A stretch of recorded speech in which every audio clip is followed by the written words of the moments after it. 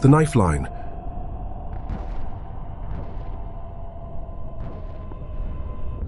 The ash winds never stopped on Glauvia Tertius. They were a constant grinding shroud, born from an ancient dying world and the ceaseless detonations of war.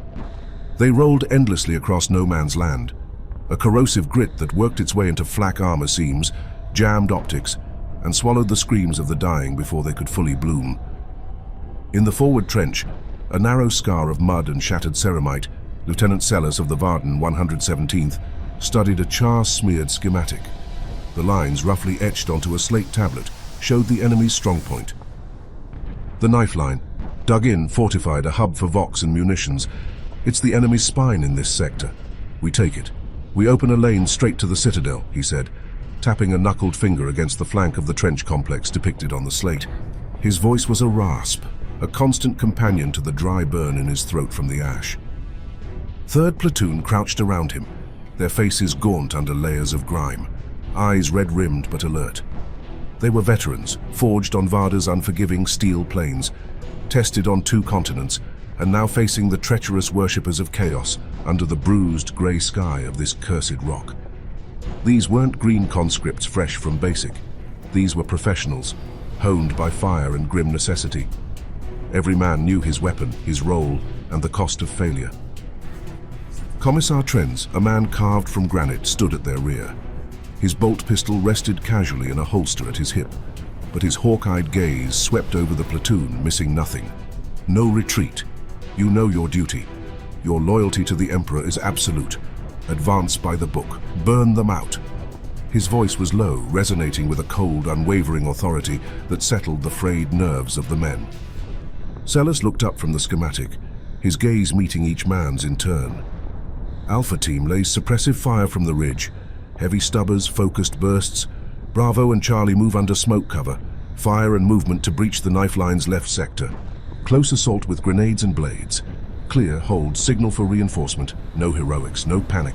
Clean work, just like training, but this time the last fire is real. A grunt from the dust-caked Private Yarrow. Just another trench, eh, boss?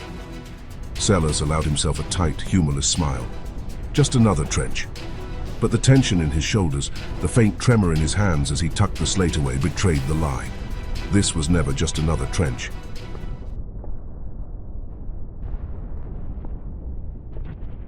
The world erupted. Mortars barked from behind their lines, a familiar roar that tore through the ash-choked air, belching smoke and shrapnel across the ruined landscape. Crimson tracer lines from concealed stubber nests chattered into the gloom ahead, their rhythmic thud-thud-thud chilling to the bone.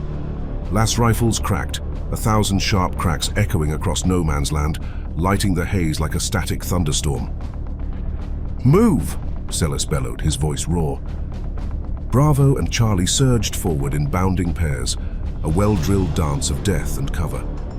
2 men laid down covering fire, their laser guns spitting crimson energy, while 2 others scrambled forward, diving into shell craters and broken culverts. Las bolts hissed past with a sound like angry wasps, carving incandescent lines into the air as they dove. Cultist heads popped up, fired bursts, and dropped back down. Though generally inaccurate, their sporadic fire still felled several guardsmen. Sellas ran forward, lungs bursting as he dropped down again, rifle coming to his shoulder as he landed. He aimed, fired, aimed again, fired. The last bolt smacked into the rampart of the enemy trench just 50 meters ahead. As the next pair sprinted past him, a head appeared over that rampart, almost in his sights. He adjusted slightly, fired and saw that head snap back and fall out of sight. His turn to move. He surged to his feet, body steeled against the agony of a last bolt crashing into him. "I'm up. He's seen me. He's aiming. I'm down." The mantra drilled into Sellas during training came automatically, so he didn't run for too long. 35 meters. After 2 more bounds, Sellas and his team dropped before the main trench, the air thick with the smell of ozone and burnt flesh, and the deafening crack and thumps of lasts and hard rounds passing overhead. He yanked a frag grenade from his rig, the heavy sphere cold in his palm. "Clear left," he yelled, pulling the pin.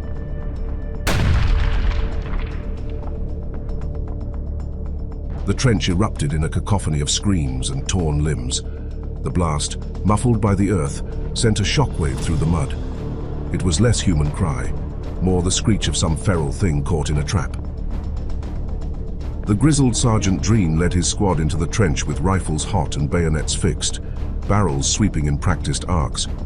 Muzzle flashes from their lasguns illuminated symbols painted in blood on the trench walls, sickening frescoes of devotion to dark gods. Cultists died in droves, their crude autoguns clattering to the ground, but they didn't scream like men. They howled like beasts, their eyes wild with zealotry even in death. Sergeant Dreen took a jagged blade through the shoulder, before putting the cultist down with a brutal snapshot to the head.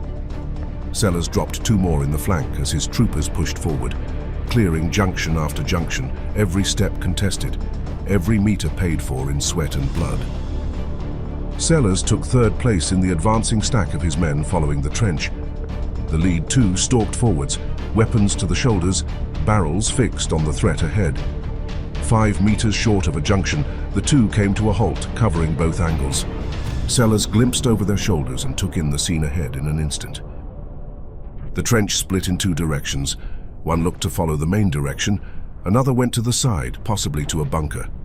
Using hand signals, he passed back for another pair to come ahead of him, as the current pair would head into the smaller channel and clear it before joining on the rear of the stack. The man currently at the rear reached forward and squeezed the shoulder of the one in front, who repeated the process all the way forward to the front to pass on. Everyone was in readiness. Sellas tapped twice to tell the lead to go. The second man prepped a frag and lobbed it around the corner. As soon as it detonated, they both stormed around the corner and were driven back in a hail of stubber fire as a hidden position shredded them both. Sellas swore at the loss of his men. Rapidly, he signaled for more grenades to be readied and took up the lead position. He couldn't ask his men to charge into gunfire again. A tap on his shoulder. 3 chings as 3 grenades were hurled into the enemy position. A scream was cut short by 1, 2, 3 rapid explosions. Sellas charged into the thrown-up smoke and dust.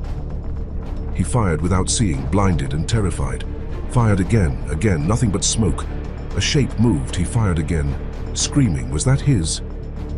In the span of heartbeats stretched thin by terror, the position was cleared.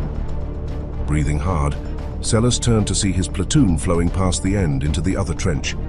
He hurried forward to rejoin his men and take his position again in the stack. He made eye contact with Commissar Trenz, whose stony face gave him a nod of approval as he passed.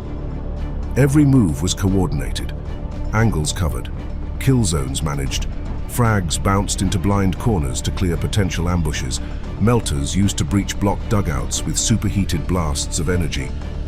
Casualties were taken, noted for the Medicae to come forward, or for the Graves registration to find after the battle. It was brutal, uncompromising, and utterly efficient. Professional.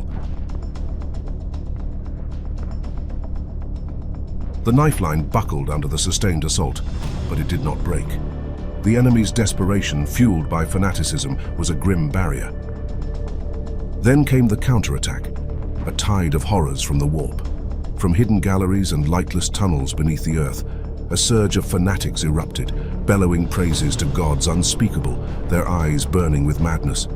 Mutated beasts, their forms twisted by the warp's fell energies, led the charge, their warp-flayed flesh quivering with unnatural life.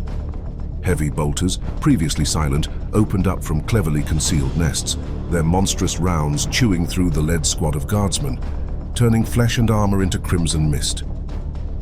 Voxman Kern, his face a mask of concentration as he tried to relay their progress, was hit. His chest pulped by a round the size of a child's fist. He crumpled without a sound, his voxcaster sparking. Commissar Trenz, seeing the wavering line, leapt atop the parapet, his bolt pistol roaring defiance, its explosive shells tearing through the onrushing cultists. He was a beacon of Imperial resolve. Until an axe-bearing heretic, impossibly fast, split him from shoulder to hip, a gruesome testament to the enemy's hateful strength. Trenz fell, his pistol clattering away, his unwavering stare fixed on the grey sky. Sellas screamed for a fallback to the second junction. Form a crossfire, cover the breach, frag out now. His voice was hoarse, edged with a raw desperation he fought to suppress. Chaos crashed into their lines like a foul tide, their numbers overwhelming. The Vardan held with bayonets and buttstocks, clearing corners in desperate teams of two, rifles still firing on semi-automatic to conserve precious charge packs. They were a breakwater against a tsunami of hate, but they were bleeding profusely. Half of Charlie's squad was gone. Stubber teams were silent, their gunners dead or dying. Ammunition ran critically low. Grenades were gone, charge packs half spent. Nothing left but grit and steel. "Lieutenant, your orders!" barked Sergeant Yarich, smoke curling from his singed armor, his eyes wide with a fear he fought to master. Sellas stared at the bodies piling in the mud, guardsmen and cultist alike, tangled in a gruesome tableau. The stench of blood and burning ozone was thick. Their position was untenable. He raised his vox bead to his ear, his voice tight. "Knife line is contested. We need support or we fall back. Repeat, we cannot hold this position without immediate reinforcement." The response was instant. Deep, steel-voiced, cold, uncompromising. "Third platoon you will hold. Reinforcements are en route. Repeat, hold the line. This ground is vital." Sellas swore, a guttural sound that was quickly swallowed by the din of battle. "Reinforcements? Where the hell from? They're never on time." Then he heard it. A sound too calm for this madness. Measured, certain, advancing, rising above the cacophony of battle. It was the sound of boots, heavy, marching from behind, not running, advancing. They were coming on foot. Out of the ash emerged giants, Astartes. Black-armored figures, silent and grim, their forms impossibly vast against the swirling grey.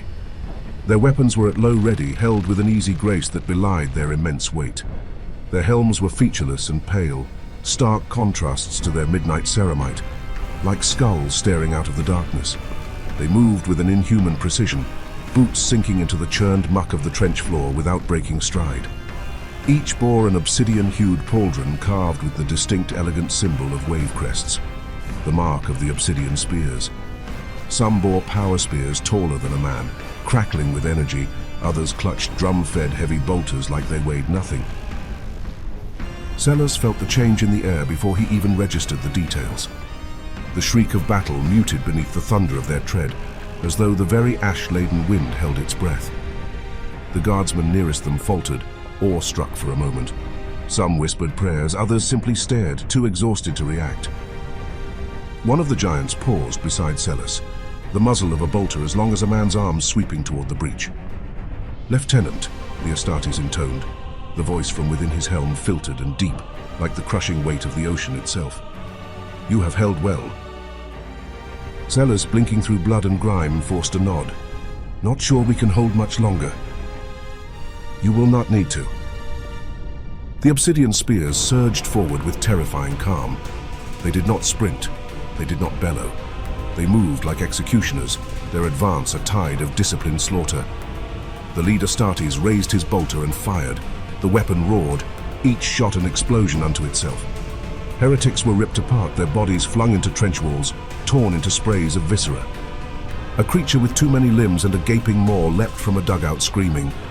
It was met mid-air by a power axe, swung in a lazy arc that split it cleanly in half, ichor hissing against energized metal. Sellas ducked as a bolter round thumped into the trench wall behind him, obliterating a cultist who had tried to rally a charge. The Astartes were unrelenting. Each kill was precise, measured. Where the Vardan bled and scrambled, the obsidian spears advanced like a weapon drawn from its sheath, clean, silent, inevitable. More of the black-armored warriors poured into the trench, fanning out to support the remaining guardsmen. Melter guns hissed as they burned through ferocrete bunkers. Chainswords revved, carving through corrupted flesh and bone. One stood atop the trench parapet, firing down into the onrushing cultists with a heavy bolter strapped to his side, each round stitching a line of ruin across the field beyond. Sellas pressed against the trench wall, breathing hard. The ash still swirled, but its heat felt diminished. The trench smelled of death, but also of deliverance. Sergeant Yarich limped toward him, Lay's gun held limply in one hand, his other arm bleeding freely. So, his eyes followed a towering shape as it moved past like a walking myth. "So," he muttered, breath ragged, "they do exist." Sellas gave a dry chuckle. and they're more terrifying than the stories. Behind them, one of the Astartes knelt beside the broken body of Commissar Trenz. Without ceremony, he plucked up the fallen bolt pistol, checked its charge, and laid it reverently on the Commissar's chest. Then he rose and continued on without a word. Moments later, a Vox crackled to life on Sellas's hip. Knife-line breach contained, area secure. Reinforce and hold. He keyed it, glancing at the scorched trench, at the charred remnants of Chaos forces being methodically purged. Acknowledged, he said hoarsely.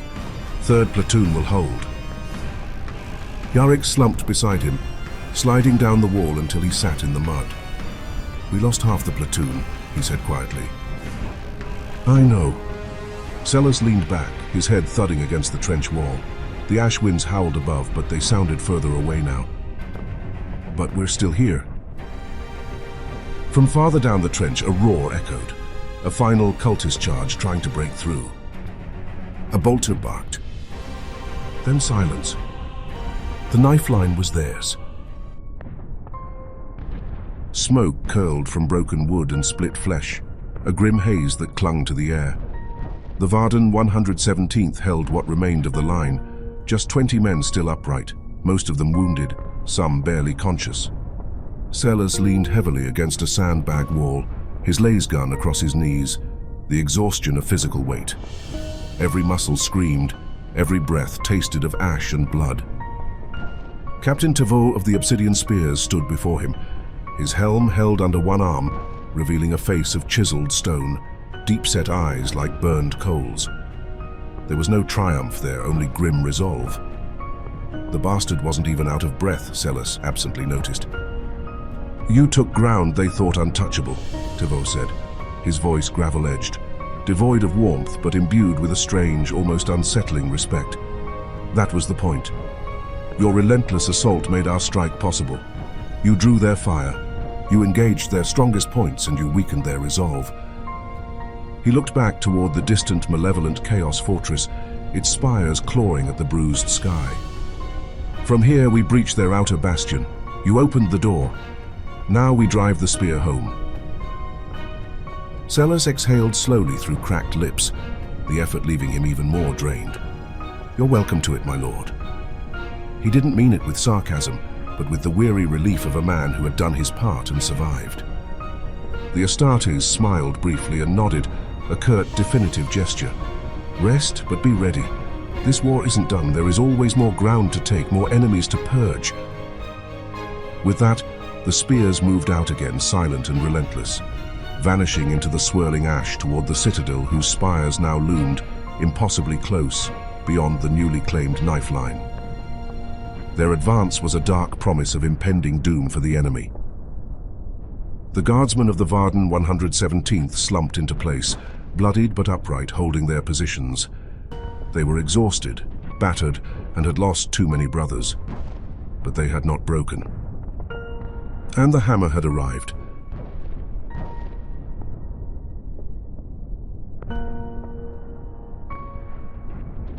Don't forget to comment, like and subscribe if you have enjoyed this story.